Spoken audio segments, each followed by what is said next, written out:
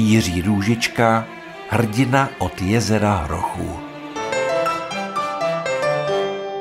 Ještě v 5 hodin odpoledne byla magistrála u stanice metra Muzeum relativně dobře průjezdná. Husté šňůry aut se tudy táhly směrem na Nusle, aniž by přitom hrozilo, že se zašmodrchají. Minutu potom už ale bylo všechno jinak. To se chodcům na přechodu rozsvítila zelená a do komunikace napochodovaly aktivistky zboženy a svými těly vytvořili živý řetěz za záchranu klimatu, kterým komunikaci přehradili.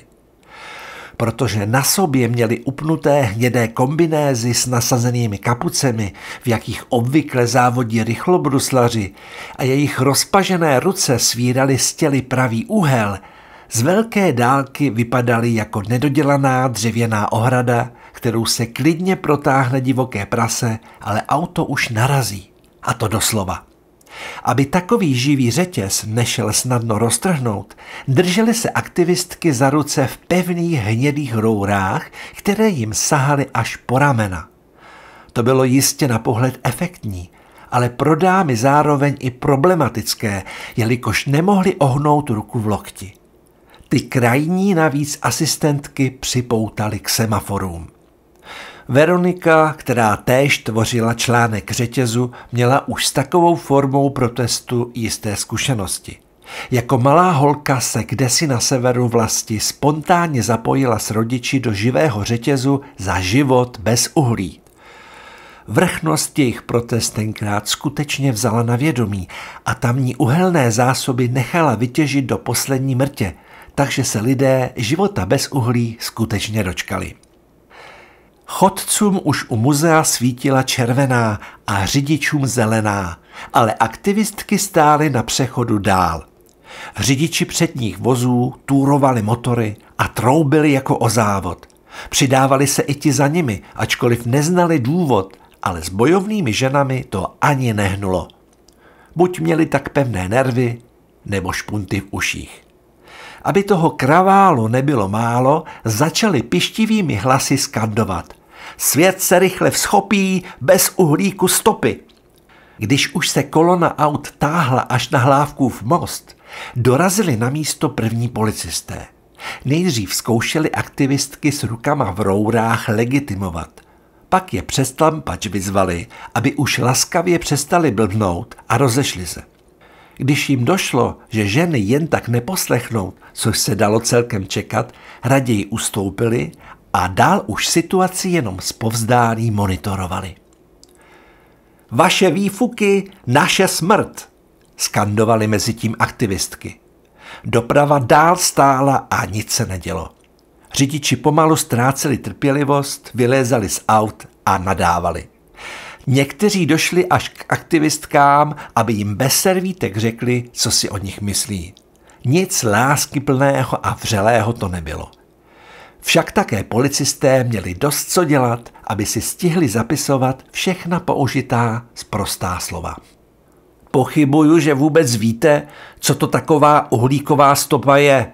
Vysmál se aktivistkám jeden z dotčených řidičů, jehož obézní tělo v teplácích ostře kontrastovalo se štíhlými postavami dam v živém řetězu.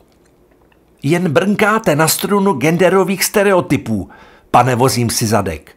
Vmetla mu do tváře nejbližší aktivistka.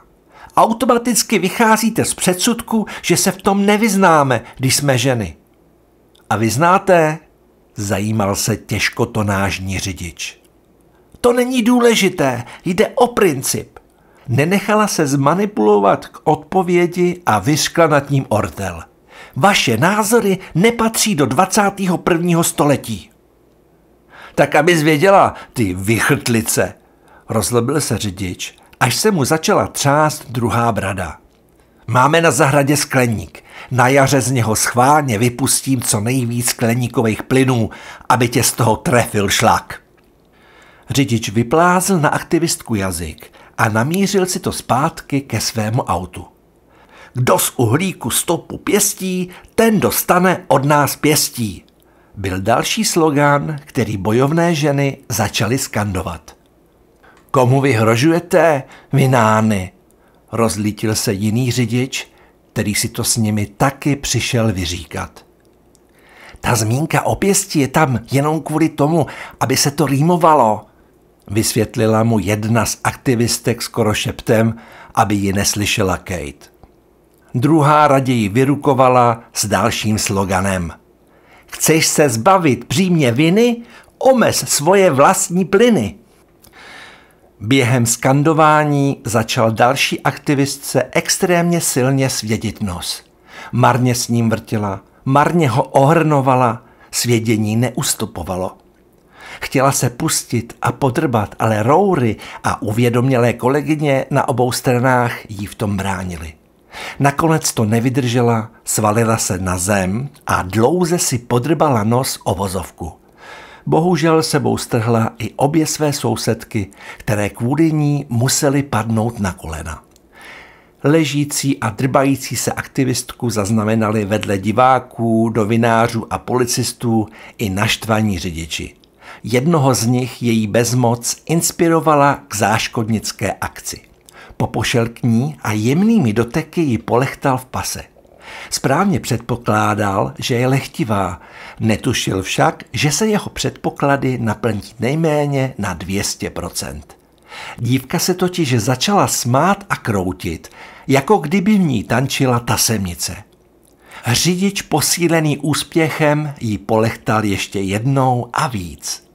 Tentokrát nad sebou úplně ztratila kontrolu a za hlasitého chechtání se sesunula k zemi. Sebou strhla i své sousedící kolegyně. Ostatní řidiči chvíli jenom koukali a žasli. Pak zlechtali zbylé aktivistky, které se ještě držely na nohou. Tolik legrace magistrála ještě nezažila. Netrvalo dlouho a vychechtané bojovné ženy se rozprchly do okolí. Zůstaly tam po nich jen 2 krajní kolegyně, připoutané k semaforům a hromada hnědých rour. Teprve pak, když už bylo po všem a auta se znovu dávala do pohybu, přiletěl policejní vrtulník, aby monitoroval situaci. 2 postranní aktivistky zůstaly připoutané u semaforu ještě několik hodin, než je přišli osvobodit jejich kolegyně. Zrušte uhlík! Zvolala jedna z nich, než všechny zmizely v podchodu.